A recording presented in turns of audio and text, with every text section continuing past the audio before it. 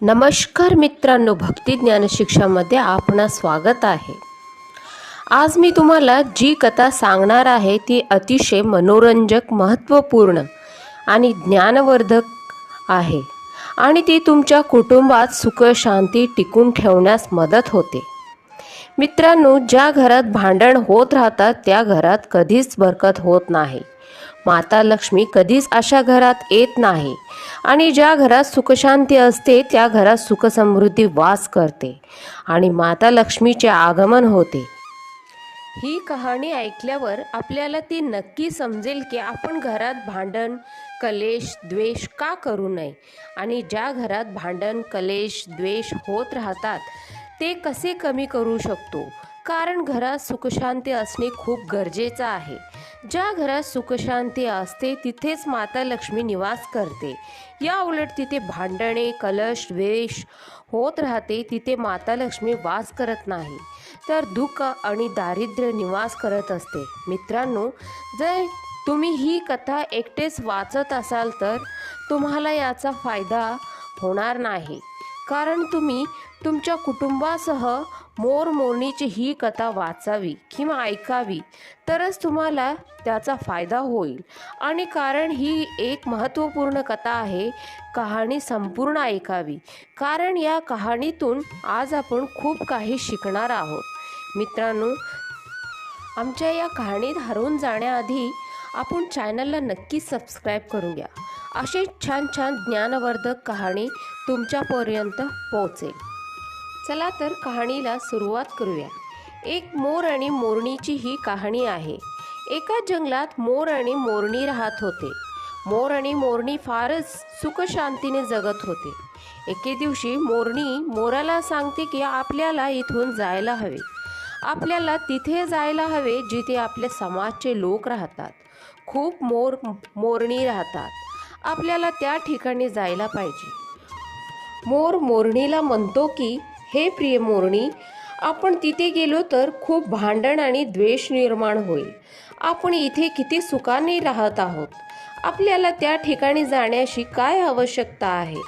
परंतु मोरणी हट्ट करू लागते, त्यामुळे मोर मोरणी सोबत जाण्यास होकार देतो। मोरणीच्या हट्टामुळे दोघे उडत एका नगरामध्ये येतात। त्या नगराचा राजा पशुपक्ष्यांच्या भाषाला चांगल्या प्रकारे समजत होता। त्या राजाने कराशास्त्राचा शिक्षण घेतला होता। कराशास्त्राचा अर्थ असा होतो की पशुपक्ष्यांच्या भाषाला ओळखणे। हा राजा सर्व प्रकारच्या पशुपक्ष्यांच्या आवाजाला समजून शकत होता आणि सर्व जीवजंतूंच्या आवाजाला तो चांगला समजत होता की ते काय म्हणत आहे। एका दिवशीची गोष्ट आहे। राजा आपल्या राणीला म्हणतो की हे राणी, मला फार भूक लागली आहे, आपण आपल्याला भोजन द्या। राजाची राणी 36 प्रकारचे भोजन बनवून एका हातात पाणीचा ग्लास आणि दुसऱ्या हातात भोजनाची ताट घेऊन राजाच्या सक्षम ठेवतात। त्या प्लेटमधून एक तांदळाची कण जमिनीवर पडते। खाली काही मुंग्या फिरत होत्या आणि तिथे पडलेल्या तांदळाची कण घेऊन जात असे। राजा बसून ही सर्व घटना पाहत असतो। तिथून एक मुंगळा येतो आणि म्हणतो की हे प्रिये, हे तांदळाचं कण मला दे आणि तू परत जा आणि त्या राजाच्या ताटातून दुसरे तांदळाचे कण आण। त्यांच्या या गोष्टीला राजा पूर्णपणे ऐकत होता, कारण राजा प्रत्येक जीवजंतू, पक्षी आणि प्राण्यांच्या भाषा पूर्णतः समजत होता आणि राजा त्या दोघांचे बोलणे ऐकत होता।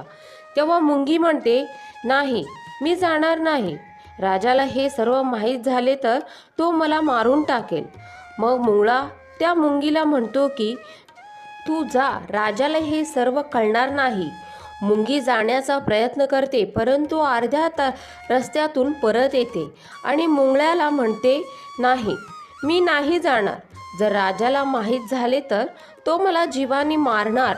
राजा त्या दोघांना पाहत होता, तर त्या मुंगळ्यांना भान होतं की राजा आपल्या गोष्टीला समजू लागला आहे। राजाने आपल्या बोलण्याला ऐकून घेतला आहे, त्यामुळे तो आपल्याकडे पाहत आहे। मुंगळा मुंगीला म्हणतो की राजाने हे आपले बोलणे ऐकून समजावून घेत असेल तर तो आपले बोलणे दुसऱ्याला जर सांगितले तर तो लगेच दगडाचा होऊन जाईल। राजा मुंगी आणि मुंगळ्यांचा बोलण्याला पूर्णपणे ऐकून घेतो आणि समजून घेतो. राजा ही गोष्ट ऐकून हसू लागतो. जसा तो जोरजोराने हसतो तशी राजाचे हसणे ऐकून राणी पाकशालामधून बाहेर येऊन पाहते, तर राणीला राजा हसत दिसतो आणि राजाला हसताना पाहून विचार करायला लागते की कदाचित माझ्याकडून काही चूक झाली असेल, त्यामुळे महाराज हसत आहे. राणी महाराजजवळ जाते आणि त्यांना म्हणते की हे महाराज, माझ्याकडून काही चूक झाली आहे का? तुम्ही एवढे जोरजोराने हसत आहात. राजा राणीला म्हणतो की नाही नाही, मला फक्त असेच हसू आले आहे, तुमची काही चूक नाही आहे. राणी हट्ट करू लागते आणि म्हणते नाही नाही, आपल्याला सांगावे लागणार आहे की आपण का हसत आहे. राजा पुन्हा पुन्हा नाही म्हणतो, कारण राजाला माहीत आहे की मुंगी आणि मुंगळ्या काय बोलले आहे. जर मुंगीची बोलणे राजाने कुणाला सांगितले तर तो राजा दगडाचा होऊन जाईल. यामुळे राजा राणीला ही गोष्ट कळू देत नाही. परंतु राणी पुन्हा पुन्हा हट्ट करू लागते की महाराज, तुम्हाला सांगावं लागणार आहे की तुम्ही का हसत होते. जर तुम्ही माझ्यावर प्रेम करत असाल तर आणि मला आपली राणी समजत असाल तर तुम्हाला सांगावं लागणार आहे की तुम्ही का हसत होते. राजा आता फार मोठ्या धर्मसंकटात पडतो. जर मी ही गोष्ट राणीला सांगितलं तर मी दगडाचा होऊन जाईल आणि नाही सांगितलं तर राणीचा माझ्यावरचा विश्वास निघून जाईल. राणी फार हट्ट करू लागते. ते काय म्हणतात ना, स्त्रिया हट आणि बालहट फार मजबूत असतात. राणीच्या स्त्रिया हटमुळे राजाला नतमस्तक व्हावं लागते. तेव्हा राजा म्हणतो, हे राणी, मी ही गोष्ट जेव्हा तुम्हाला सांगेल तेव्हा तुम्हाला पश्चाताप होईल. राणी म्हणते, काय, आता तर बोलत होते काही नाही, मग बोलताय आता तुम्हाला पछतावा होईल. राणीला शंका येते, काहीतरी फार मोठी गोष्ट आहे, म्हणून राणी आणखी हट्ट करू लागते. तेव्हा राजा म्हणतो, ठीक आहे, तुम्ही एवढा हट्ट करत आहात तर चला मग जंगलात तुम्हाला ही गोष्ट सांगतो. राजा राणी रथावर सवार होऊन एका घनदाट जंगलात जातात. राजा गोष्ट सांगायला सुरुवात करतो. मग राजा जसे थोडी थोडी गोष्ट राणीला सांगत जातो तसे तसे राजाचे शरीर हळूहळू दगडाचे होत जाते. आणि जेव्हा राजा राणीला अर्धी गोष्ट सांगतो तेव्हा राजा राणीला म्हणतो, हे राणी, मी हळूहळू दगडाचा होत चाललोय, नंतर तुला पछतावा होईल. राणी म्हणते, हे राजा, थोडी गोष्ट राहिली आहे, कृपया मला सांगा. असे म्हणताच राजा पूर्ण गोष्ट राणीला सांगतो आणि पूर्ण दगडाचा होऊन जातो. राणीच्या या हट्टामुळे राजा पूर्ण दगडाचा होऊन जातो. हे पाहून राणी रडू लागते, दगडाला हलवू लागते आणि राजा इकडे दगडाचा होतो. आणि तिथे राणी छाती ठोकत असते, विलाप करत असते, शोक करत असते आणि प्रत्येक जीव आणि जंतूपासून मदतीची अपेक्षा करत असते. हे सर्व घटना मोर आणि मोरणी पूर्ण पाहत होते. राणीच्या विलापाला पाहून मोर आणि मोरणीला दया येते. तेव्हा मोर मोरणीला म्हणतो, हे प्रिये, हे असते स्त्रिया हट. तुमच्या हट्टमुळे जंगलात खुशी खुशी राहत होतो आणि तिथून इथे आलो. मोरणी मोराला म्हणते, राणी फार दुःखी आहे, आपल्याला तिची सहायता करायला पाहिजे. ती खूप विलाप करत आहे. राणीची जास्त तर सहायता करू शकत नाही, पण आपण तिला सहानुभूती देऊ शकतो. असे म्हणून मोर आणि मोरणी राणीजवळ जातात आणि म्हणतात, हे राणी, झालं ते झालं, आता विलाप करू नका, धीर धरा.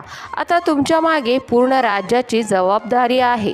राजा तर पूर्ण दगडाचा झाला आहे, आता तुम्हाला पूर्ण राज्य सांभाळायचं आहे. ही गोष्ट ऐकून राणी मोर आणि मोरणीला म्हणते की मी आता स्वतःला कशी सांभाळू. माझा तर सर्व संसार उद्ध्वस्त झाला आहे, माझा पतीसुद्धा दगडाचा झाला आहे. राणीचे हे शब्द ऐकताच मोरणीच्या मुखातून असे निघते की राजा पूर्ण दगडाचे कसे झाले. राजा तर मनुष्य होते आणि चांगले होते, तर ते दगडाचे कसे झाले. आणि तिची गोष्ट सांगू लागते, जी राजाने मुंगी आणि मुंगळ्यांची गोष्ट सांगितली होती. आणि ती गोष्ट सांगताच राणीसुद्धा हळूहळू दगडाची होऊन जाते. तेव्हा राणी पूर्णपणे दगडाची होऊन जाते.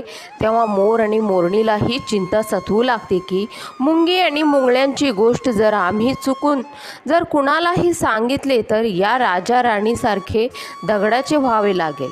त्यासाठी ते दोघे घाबरतात आणि त्यांचा उपाय शोधू लागतात. तेव्हा मोरणी म्हणते की प्रिये, का आपण दूर निघून जाऊ, जेणेकरून कुणी विचारायला भेटणार नाही. तेव्हा मोर म्हणतो, हे प्रिय मोरणी, स्त्रियाच्या पोटात कोणता गोष्ट पचत नाही आणि जर संसारामध्ये कुठेही गेला तर हे संकट काही टाळणार नाही. हे संकट आता सदैव आपल्या डोक्यावर फिरत राहील. जर चुकून ही गोष्ट आपण कोणाला सांगितले तर आपण दगडाचा होऊन जाणार. याच कारणामुळे मोर आणि मोरणी खूप घाबरतात आणि त्यांची ही गोष्टीचा त्रास होत राहतो. रात्र आणि दिवस त्रास होत असतो. त्यामुळे ते सुखाने जेवण आणि झोप घेत नव्हते. रात्र आणि दिवस त्यांना हे संकट खात होतं. जर चुकून ही गोष्ट आमच्या मुखातून निघाली तर आपण दोघेही दगडाचे होऊन जाईल. तेव्हा मोर आपल्या बुद्धीचा उपयोग करतो आणि मोरणीला म्हणतो, जर आपण सृष्टीतील सर्व मुंगी आणि मुंगळ्यांना संपवून टाकले तर हे सर्व संकट टळेल, कारण हे सर्व मुंगी आणि मुंगळ्यांमुळे होत आहे. तेव्हा मोर आणि मोरणी सर्व मुंगी आणि मुंगळ्यांना मारून खात जातात आणि त्यांना नष्ट करत जातात. मोर आणि मोरणीचा हा आतंक पाहून सर्व मुंगी घाबरतात आणि जमिनीतील घर करून राहू लागतात आणि घरच्या बाहेर निघणे बंद करतात. परंतु जेव्हा मुंगी मुंगळ्यांना भूक लागत होते तेव्हा त्यांना बाहेर अन्नासाठी यावं लागत होते, कारण बिळात अन्न भेटत नव्हते. तेव्हा मोर टक लावून बसायचे आणि मुंग्या बाहेर येताच त्यांना आपले चोचाने दाबून मारून पटकनी खायचे. एक मुंगी आणि मुंगळ्या उपाशीपोटी आपल्या बिळात बसून जोरदार श्रीहरीचे भजन ध्यान करत राहतात. भक्ती करत करत त्यांना हे देखील माहीत नव्हते की ते कुठे आहेत आणि काय करत आहेत. ते सतत आपली घनघोर तपस्या करत होते. शेवटी त्यांची उपाशीपोटीची भक्ती आणि तपस्या पाहून श्रीहरी त्यांना दर्शन देतात आणि मुंगी आणि मुंगळ्यांना श्रीहरी विष्णू म्हणतात, मागा तुम्हाला काय हवं आहे. कारण मुंगी आणि मुंगळा निरंतर भक्ती केले होते आणि कोणतेही अन्न ग्रहण न करता त्यांनी जल प्राशन करता ते श्रीहरीची भक्ती करत होते. या भक्तीमुळे श्रीहरी विष्णू प्रसन्न झाले होते. तेव्हा मुंगी आणि मुंगळा कधीपासून काय उपाशी होते. ते दोघे जण एकच वरदान मागतात, हे प्रभू, तुम्हाला जर काही द्यायचे असेल तर एकच वरदान द्या की आमच्या पोटाला गाठ बांधून टाका. मुंगी आणि मुंगळ्याला पोटच नसेल तर ते अन्नासाठी बाहेर कशाला जातील आणि मोर आणि मोरणी त्यांना कशाला खातील. यासाठी त्यांनी पोटाला गाठ मारण्याचे वरदान मागितले. तेव्हा भगवान विष्णू म्हणतात, तथास्तु. तेव्हा त्या मुंग्यांच्या पोटात गाठ पडते. आज पण मुंग्यांना गाठ आहे, म्हणूनच त्यांना पोट नसते. मुंगी आणि मुंगळा भगवान विष्णूला म्हणतात की हे प्रभू, आमच्या पोटाला तर गाठ लागली आहे, तरी पण आम्हाला मोर आणि मोरणीने धोका आहे. मोर आणि मोरणी आमची वाट पाहत जमिनीवर बसून आमच्यावर लक्ष ठेवले आहेत आणि ते लोक असेही आम्हाला पाहिले तसेच आम्हाला मारून टाकतील. तेव्हा भगवान विष्णू मुंगी आणि मुंगळा मोरांच्या सक्षम येतात आणि भगवान विष्णू मोर आणि मोरणीला म्हणतात, हे मोर आणि मोरणी, तुम्ही त्या मुंगी आणि मुंगळ्यांचा शिकार करणे बंद करा. त्यांचा या मुंग्यांचा काही दोष नाही. जो दोषी होता तो राजा होता, कारण राजाने कराशास्त्राची शिक्षण घेतला होता. त्यामुळेच तो सर्व प्रकारचे जीवजंतूची भाषा समजण्यास सक्षम होता. सोबतच तो ज्या भाषेला समजू शकत होता त्याचं रूप बदलण्यामध्ये सुद्धा तो सक्षम होता आणि पशुपक्ष्यांच्या देखील रूप धारण करत होता. त्यांच्याशी संभोग करायचा. जेव्हा ते पशुपक्षी गर्भधारण करत होते तेव्हा तो त्यांना सोडून मानव रूप धारण करत होता आणि त्या पशुपक्षींवर तो जोरजोराने हसत होता. या मूर्खतेमुळे हा राजा दगडाचा होऊन पडलेला आहे. मोर म्हणतो, हे प्रभू, त्यांची पत्नी राणीचं काय दोष आहे? तेव्हा श्रीहरी विष्णू म्हणतात की त्याची राणी देखील पापाची भागीदार आहे, कारण त्यांची पत्नी जर त्यांना थांबवली असती तर तो एवढा मोठा पाप करत नव्हता. त्यामुळे ही राणी देखील पापाची भागीदार आहे. त्यामुळे ती राणी देखील दगडाची झाली आहे. श्रीहरीच्या समजवल्यानंतर मोर त्यांना म्हणतो की, हे प्रभू, जर ही गोष्ट आम्ही दुसऱ्याला सांगितलं, जी गोष्ट आम्हाला राणीने सांगितली आहे, तर आम्ही देखील दगडाचे होणार का? तेव्हा श्रीहरी म्हणतात की तुम्हाला हे श्रापमधून मुक्ती मिळाली आहे. आता तुम्ही कुणालाही काही सांगितले तरी काही फरक पडत नाही. आता तुम्ही कुणालाही गोष्ट सांगू शकता. तुमचे हे संकट टाळलेलं आहे. श्रीहरीचे गोष्ट ऐकून मोर आणि मोरणी फारच खुश होऊन जातात. त्यांच्या खुशीच्या ठिकाणा नाही राहत. श्रीहरी विष्णू अंतर्ध्यान होऊन जातात आणि ते तिथून निघून जातात आणि मोर आणि मोरणी आनंदाने नाचू लागतात आणि गाऊ लागतात. तेव्हा नाचत नाचत मोर स्वतःकडे पाहतो तेव्हा त्याचे पाय फाटलेले एकदम कुरूप असे दिसत होते आणि मोर फाटलेले पाय पाहून जोरजोराने रडू लागतो आणि तो यावर मोर विचार करू लागतो की पहिले माझे पाय किती गोड आणि छान दिसत होते आणि आता किती कुरूप दिसत आहे. माझं शरीर आणि माझं नाचणं किती छान आहे. माझे हे पाय एवढे कुरूप कसे काय झाले? कारण त्याने भरपूर मुंग्यांना मारून खाल्ले होते आणि मोरणी देखील मुंग्या खाल्ली होती. त्यामुळे मोरणीचे देखील पाय फाटलेले होते. तेव्हा एकदा माणूस मुंगी खातो तेव्हा त्याचा पोटात दाणे तयार होतात. जर एखादा व्यक्ती जास्त प्रमाणात मुंगी खात असेल तर त्यांचे शरीर देखील फाटू लागते. साप आपले कात का सोडते? कारण साप देखील मुंग्या खातो. यामुळे सापाचं शरीर देखील फाटून निघून जातो. यामुळे मोराचे पाय देखील फाटलेले होते आणि कुरूप दिसू लागले होते. त्यामुळे मोर आपले कुरूप पाय पाहून जोरजोरात रडू लागला होता आणि मोरणी त्याला सहानुभूती देत होती. झालं ते झालं, आता रडून काहीच फायदा नाही, असं मोरणी आपल्या मोराला म्हणत होती. मोर नाचत होता आणि जोरजोराने रडत होता आणि त्यांच्या डोळ्यातून अश्रू धारा पडत होत्या.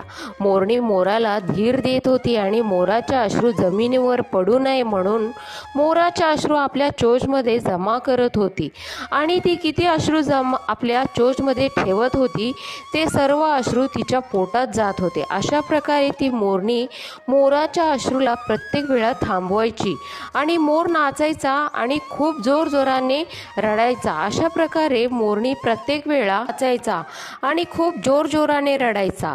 मोराच्या अश्रूला पाहून आणि मोरणीच्या निस्वार्थ प्रेमाला पाहून श्रीहरी विष्णू पुन्हा प्रकट होतात.